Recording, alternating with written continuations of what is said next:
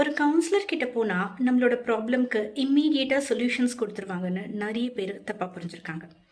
Counselling is not about giving சொல்யூஷன்ஸ்க்கு.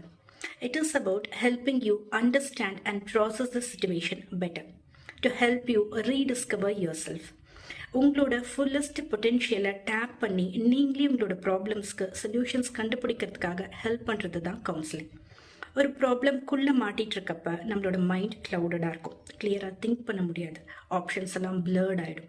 ஒரே ஆங்கிளில் தான் யோசிப்போம். Different perspectives, out of the பாக்ஸ்லாம் திங்க் பண்ண முடியாது. ஸோ அதுக்கு ஹெல்ப் பண்ணுறதுக்கு தான் நாங்கள் இங்கே இருக்கோம்.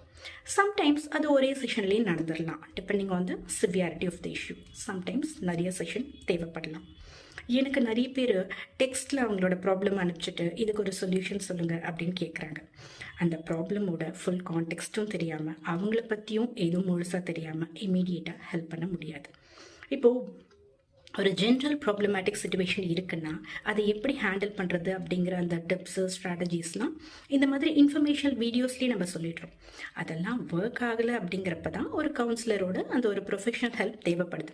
பிகாஸ் சம்டைம்ஸ் பர்சன் ஸ்பெசிஃபிக்காக நம்ம அதை ஹேண்டில் பண்ணணும்.